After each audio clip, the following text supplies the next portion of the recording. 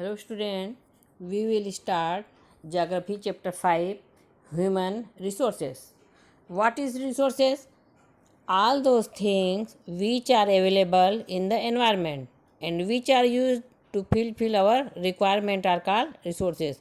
जो हमारी ज़रूरतों को पूरा करे वो क्या कहलाता है? संसाधन। ऐसी चीज़ें जो हमारे आसपास हो और हमारी ज़रूरतों को पूरा करे वही संसाधन कहलाती है। चाहे वो पेन, पेंसिल, मोबाइल, हमारे आसपास जो भी चीज़, everythings are called resources. Okay, अब चैप्टर का नाम ही है ह्यूमन रिसोर्सेस। तो ह्यूमन भी एक रिसोर्सेस है, जैसे teacher, doctor, man, women, animal, plants, जो हमारे या दूसरे के काम आए। टीचर है वो भी आपके काम आ रही है, डॉक्टर है वो आपका काम आ रहा है, मैन वुमेन भी एक दूसरे के काम आते हैं, चाहे एनिमल्स हो चाहे प्लांट हो, हमारे काम आते हैं या खुद के काम आते हैं, है ना। तो जो हमारे या दूसरे के काम आए वही संसाधन है। अब इसमें ह्यूमन रिसोर्सेस में बताया जाएगा कि आदमी भी एक प्रकार से रिसोर्सेस है ना। आदमी भी कैसे रिसोर्सेस है? उसको हम पढ़ाई, स्वास्थ्य, ट्रेनिंग करके उसकी कैपेसिटी को बढ़ा सकते हैं।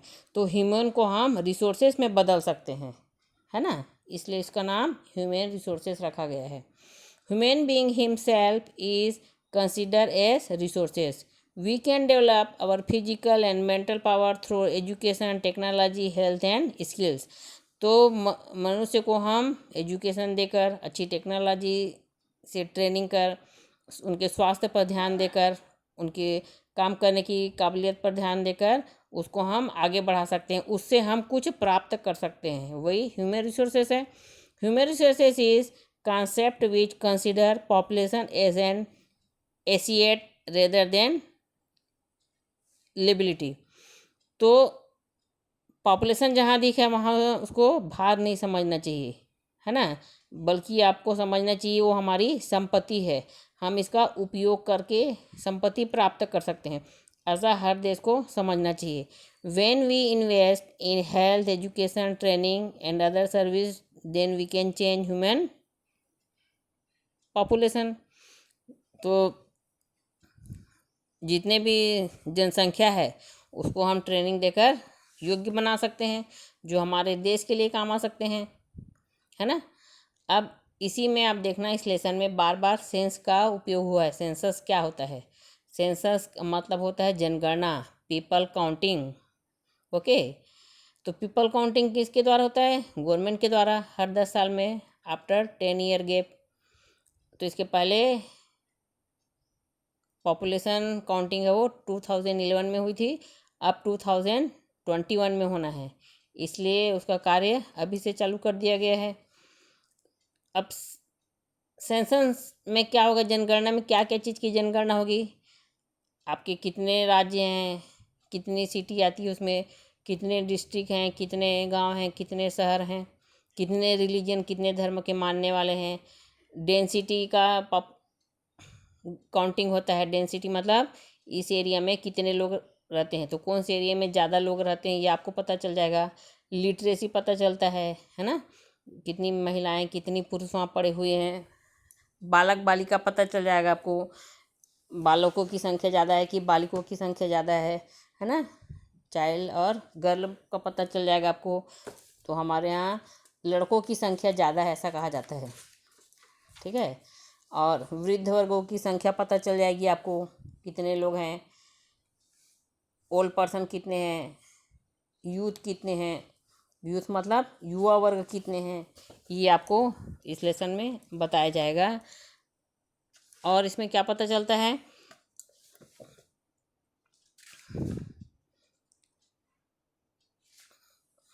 अब पॉपुलेशन क्या होता है? पॉपुलेशन तो बता दिया आपको, अब उसका तुमको डिफाइन करना चाहती हूँ कि पॉपुलेशन अपन क्या किसको बोल सकते हैं।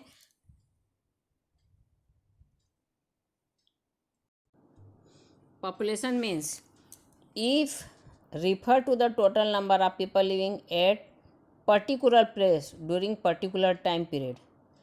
किसी निश्चित जगह में निश्चित टाइम में उस जगह की आबादी कितनी, नंबर कितने लोग रहते हैं वहाँ पे, उसको ही जनगणना कहा जाता है। पॉपुलेशन की जनगणना उसे ही कहा जाएगा। पर्टिकुलर टाइम में पर्टिकुलर प्लेस में कितने लोग वहाँ पर रहते हैं। The census of India gives all important information related with population of country.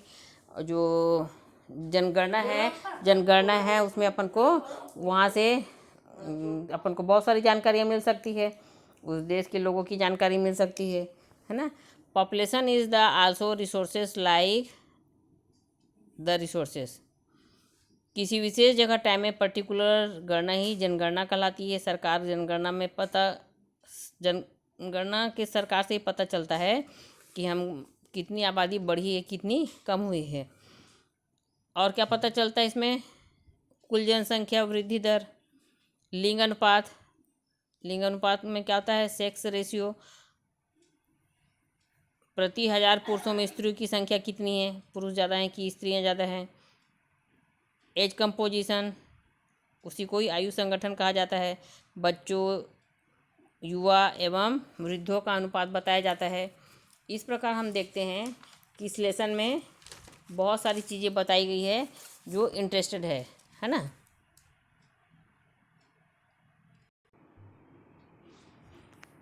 पहला पॉइंट, सेक्स रेशियो मीन्स लिंग अनुपात। Sex ratio tells us how many women there are per 1000 men in a given region. लिंग अनुपात का अर्थ होता है प्रति 1000 पुरुषों में स्त्रियों की संख्या कितनी है। तो इसमें हर कंट्री का बताया गया है। For instance the sex ratio in Sweden is 1006, in Japan 1067 and in Nepal 1073, while it is in India 940। तो जैसे स्वीडन में लिंग अनुपात कितना है? 1006 है, जापान में 1057 है और नेपाल में 1073 है, जबकि भारत में यह 940 है। मतलब स्त्री और पुरुषों की संख्या बराबर होनी चाहिए। अगर समाज में अनुपात कम है, जैसे भारत में आपको कम दिखाई दे रहा है 940 है, तो normally in a healthy society the number of women and the number of main should be equal.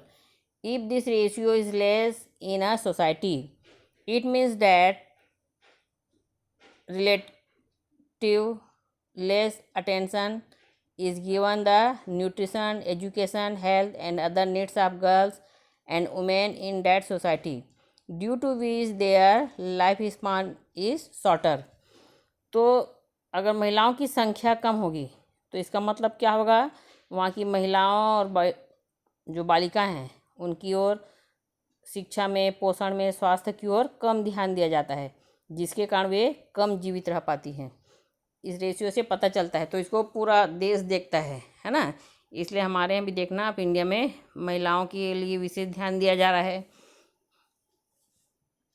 अब इसके पहले जब सेंसस हुआ था 2011 में, तो भारत में हमारे देश का अनुपात का जो लिंग अनुपात है 940 है। इसका अर्थ है कि 1000 पुरुषों में 940 स्त्रियां हैं।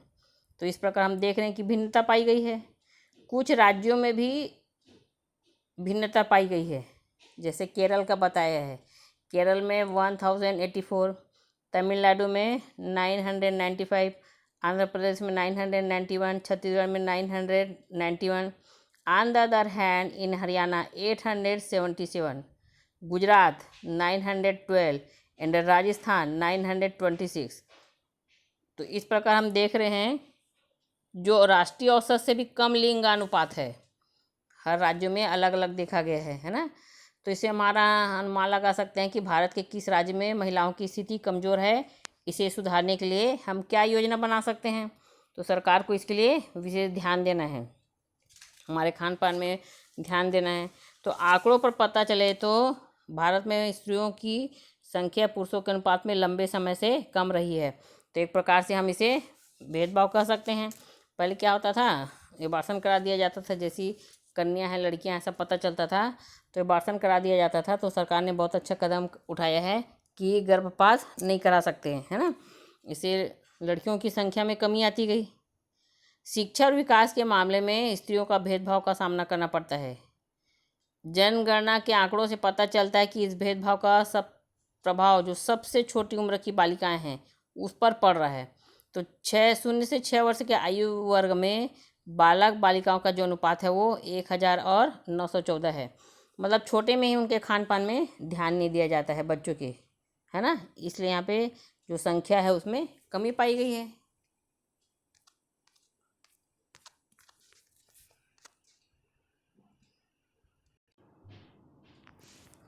We have seen that the conditions are different in different state of the country. हमने देखा कि विभिन्न प्रांतों में अलग अलग परिस्थितियां हैं। If you look at Kerala, Tamil Nadu and other, we find that such factors as relatively better health care facilities available there. तो केरल, तमिलनाडु आदि को देखें तो वहाँ बेहतर स्वास्थ्य सुविधाओं की उपलब्धता है। वहाँ स्वास्थ्य पर अधिक ध्यान दिया जाता है। समाज में महिलाओं की भूमिका भी बहुत अच्छी है ना, हर जगह महिलाएं जा सकती है। और आर्थिक स्वावलंबन मतलब खुद काम कर सकती हो। Available there the activity role of the women in society, economic self reliance etcetera. तो आर्थिक स्वावलंबन मतलब बहुत अधिक महिलाएं वहाँ काम में जाती हैं, समाज में सक्रिय भूमिका निभा रही हैं और उनके स्वास्थ्य पर विशेष ध्यान दिया जाता है। Have contributed to the high sex ratio in this state. इसलिए हम देखते हैं कि विभिन्न राज्यों की तुलना में जो केरल है वहाँ लिंगानुपात को उच्च बना रखा है। तो उनका नाम आ गया, केरल ने अपना नाम ही स्थापित कर लिया कि हमारे यहाँ का रेशियो सबसे अच्छा है। इसके विपरीत कुछ देश ऐसे भी हैं, है ना, कुछ देश के कुछ ऐसा हिस्सा है जहाँ पर चिंतनीय है महिलाओं की जो स्थिति है। तो अपन कहाँ देख सकते हैं, in most state of the northern and western India such as Rajasthan, Gujarat, Haryana, Uttar Pradesh, Punjab etcetera. तो उत्तर पश्चिम भारत के अधिकांश भाग जैसे राजस्थान है, गुजरात है, हरियाणा है, उत्तर प्रदेश है, पंजाब है ना, आदि जगह में अपन जाएंगे तो क्या देखेंगे, the sex ratio is less than the national average due to such factor are as dominance of. और वहाँ पर किस पर ज़्यादा ध्यान दिया जाता है, पितृ प्रधान समाज, मतलब पिता को प्रमुख माना जाता है महिलाओं की अपेक्षा। तो उनको कम आर्थिक अवसर दिया जाता है। जो प्राचीन काल से चली आ रही है परंपरा कि महिलाओं को बाहर नहीं निकलना है, वो परंपरा का पालन अभी भी कौन कर रहा है, पंजाब, उत्तर प्रदेश, हरियाणा में अभी भी जा रहा है। इसलिए वहाँ लिंगानुपात राष्ट्रीय औसत से कम है ना। Historically long prevailing condition of the inequality and other state से पीछा है। अब छत्तीसगढ़ के बारे में जानना चाहते हैं तो छत्तीसगढ़ है वो अन्य राज्यों से बेटर है ना। हमारे यहाँ लिंगानुपात मैंने बताया था 991 है। The situation in Chhattisgarh is better compare to other state considering that the sex ratio is 991 here. In district with a largely tribal population such as Bastar, the sex ratio is 1000 or even higher values plain district। तो हम देखते हैं जैसे बस्तर है वहाँ जनजाति ज़्यादा पाई गई है, वहाँ लिंग अनुपात 1000 है या उससे भी अधिक है। पर जैसे ही हम मैदानी क्षेत्र में आएंगे तो ये कम हो जाता है। तो पढ़े लिखे लोग जहाँ पर हैं वहाँ लिंग अनुपात में अंतर देखा गया है ना। Such as Bilaspur the sex ratio is relatively lower, however even the Chhattisgarh the sex ratio has been continuously declining in the 0 to 6 year age group. तो इसमें भी वही बताया गया है, यहाँ भी 0 से 6 वर्ष के आयु के बीच में जो लिंग अनुपात है उसमें निरंतर गिरावट देखी गई है। इस प्रकार 1991 में 984 था, फिर 2001 में जब जनगणना हुई तो 975 पाया गया, और 2000 में जब जनगणना हुई है तो 964 पाया गया। इस प्रकार हम देखते हैं कि बाकी जगह से जो हमारे महिलाओं की स्थिति वो अच्छी है। भले ही 0.6 जो आयु वर्ग बताया गया है वहाँ पिछले 3 सालों से बालिका शिशु मृत्यु दर में वृद्धि हुई है, यह आयु वर्ग के लिंगानुपात में कमी करती है। फिर एक आंकड़ों से पता लग रहा है कि महिलाओं बालकों की सामाजिक स्थिति बेहतर हो रही है। गलत तरीके से, जो आधुनिक तकनीकों के गलत उपयोग से बालिकाओं को पैदा होने से वंचित किया जा रहा है, उस पर रोक लगाया गया है। ओके, तो ये लिंग रेशियो में आ जाएगा। अब अपन पढ़ेंगे age compositions, means the ratio of children, youth and old people. आयु संगठन मतलब बच्चों की संख्या कितनी है, युवा की संख्या कितनी है और वृद्धों की संख्या कितनी है। तो आपको ज़्यादा लोग कौन दिखाई देता है, महिलाएं कि पुरुष की, युवा वर्ग की, वृद्ध वर्ग। तो वृद्ध वर्ग अपन को कम दिखाई देता है। इसमें आपको एक ग्राफ बना हुआ है, उसमें अपन देखेंगे। ओके,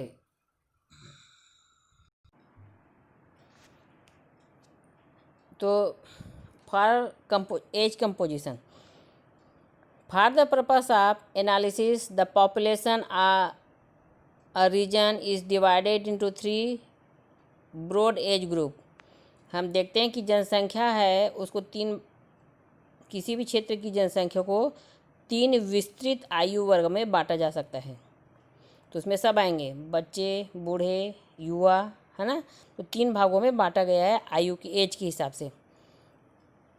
तो बॉयज़ एंड गर्ल्स ग्रुप एक में हो जाएंगे, यूथ एंड ओल्ड पीपल, बालक वर्ग, युवा वर्ग एवं वृद्ध वर्ग। The people with the maximum productive ability are the young people. हम देखते हैं कि किसी भी समाज में अधिकतम उत्पादन है वो कौन करता है, युवा वर्ग में होता है। जैसे घर का जो काम है, खेती बाड़ी का काम है, कारखाने का काम है, कौन करता है, युवा वर्ग करता है ना। Who can work in home, field, factories and office? Generally children and old people are dependent on them। तो प्रायः बच्चे और बूढ़े इन पर आश्रित होते हैं। जैसे आप अभी अपने मम्मी पापा पर आश्रित हो, आपके दादा दादी पापा पर आश्रित हैं। The children will become the producer of future and they will have to be prepared for that role. बच्चे भविष्य के उत्पादक बनेंगे और उन्हें उस भूमिका के लिए तैयार करना होगा। इसलिए आपको कहा जाता है कि आप देश के भविष्य हो। दूसरी ओर वृद्धजनों की सहायता के लिए विशेष प्रावधान करने की आवश्यकता होगी, है ना। तो बूढ़े की देखभाल करने के लिए आपको हेल्प करना चाहिए, दादा दादी का ध्यान रखना चाहिए। तो सरकार को भी, जैसे किसी की कोई नहीं है तो सरकार भी अनाथ आश्रम खोली है, वृद्धाश्रम खोली है, जिसमें इनका रख रखाव किया जाता है। It is necessary to know how the population of country and the state is distributed among these age groups. अब इस तथ्य के निर्माण के लिए यह जानना जरूरी है कि देश एवं प्रदेश में आबादी की आयु वर्गों का वितरण कैसा है। तो फर्स्ट पढ़ेंगे चिल्ड्रन एज ग्रुप, है ना। 15 साल के बच्चे तक को किस में रखा जाता है, बालक बालिका वर्ग में रखा जाता है। Children of less than 15 year of age are included in this group. Normally the people in this age group are dependent on people in other groups, and agreement for education, health, economic development and other amenities for the member for this group are made by other people। तो इस आयु वर्ग में 15 साल से कम उम्र के बालक को रखा जाता है। सामान्य रूप से इस वर्ग के लोग एक दूसरे पर निर्भर रहते हैं, है ना। जैसे शिक्षा पर, स्वास्थ्य पर, आर्थिक उन्नति पर इनको दूसरे लोगों की सहायता की आवश्यकता पड़ती है। आर्थिक दृष्टि से ये लोग क्रियाशील नहीं होते हैं, है ना। भले अपन देख रहे हैं कि बहुत सारे जो मजदूर हैं, जो छोटे बच्चे हैं, वो काम पर लग जाते हैं, ये गलत है ना। सरकार इसके लिए भी नियम बना रही है कि 14 साल की कम उम्र के बालक को काम नहीं लिया जाए, है ना, कानूनी अपराध में माना जाता है। अब नेक्स्ट आएगा युवा वर्ग। अब इसमें 15 वर्ग से चालू हो जाएगा, वो 15 वर्ग से 59 एज के लोग किस में आएंगे, युवा वर्ग में आएंगे। Youth age varying from 15 to 59 years are included in this group.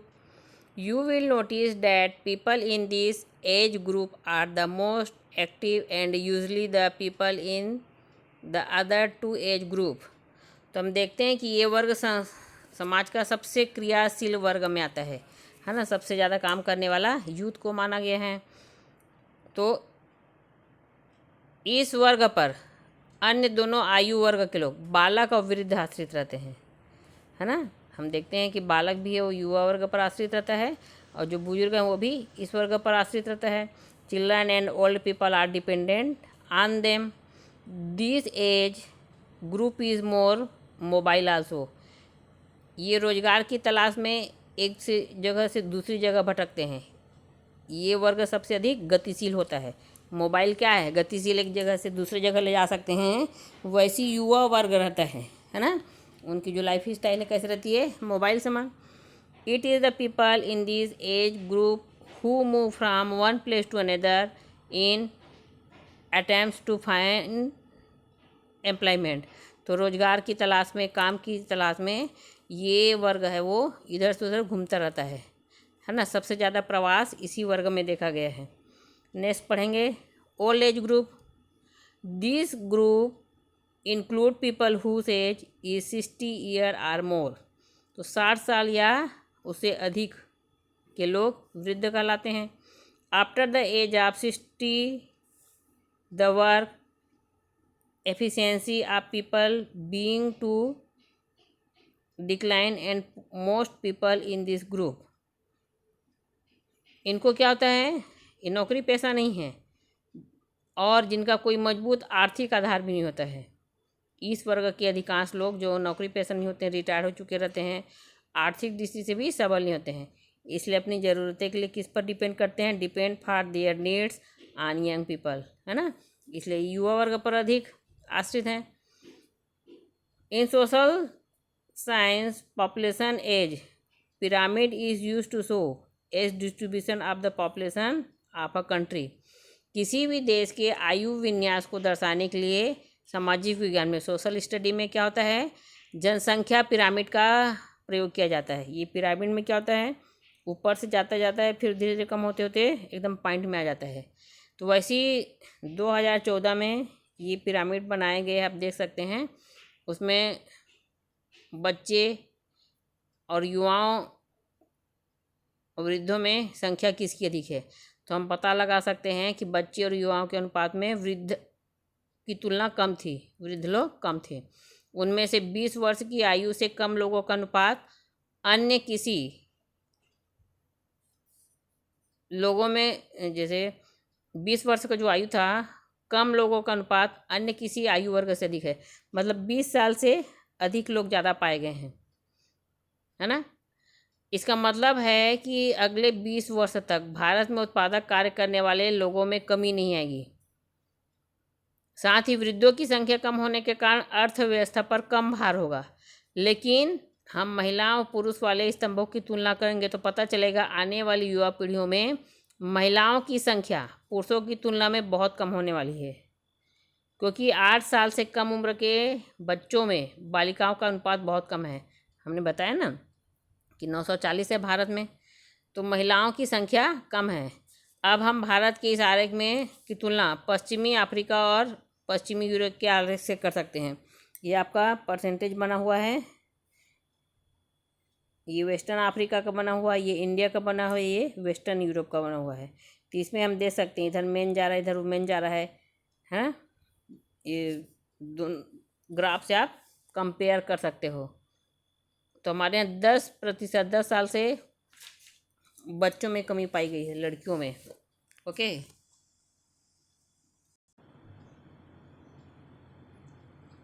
The graph for western Africa so that the age of more than half the population there is less than 20 year। तो हम पश्चिम Africa के आरेख से क्या पता चलता है कि वहाँ की आधे से अधिक आबादी की उम्र 20 वर्ष से कम है। The people age more than 50 year are less than just 12% there. और वहाँ 50 वर्ष से अधिक उम्र वाले लोग 12% से भी कम हैं। तो एक गंभीर स्थिति की ओर इशारा करता है पश्चिमी अफ्रीका, है ना, जहाँ अधिकतर लोग 50 वर्ष की उम्र से ही पहले मर जाते हैं। ये बहुत चिंतनीय विषय है। This point to serious situation where most people die before completely 50 year of age. If we compare this which situation is western Europe. Another distributing factor emerge. अब इसमें इसकी तुलना पश्चिम यूरोप से करें तो एक और चिंताजनक क्या बात उभरती है कि यूरोप में आप देख सकते हैं कि लगभग 35% लोग हैं 50 वर्ष से अधिक उम्र के हैं. अगर हम वहाँ बच्चों की दशा देख पाते हैं तो वहाँ लगातार बच्चों का अनुपात है वो कम होते जा रहा है. कहाँ? दक्षिण अफ्रीका में. पश्चिमी यूरोप में बच्चों की संख्या में कमी पाई गई है और पश्चिमी अफ्रीका में 50 वर्ष से कम लोगों की संख्या में कमी पाई गई है.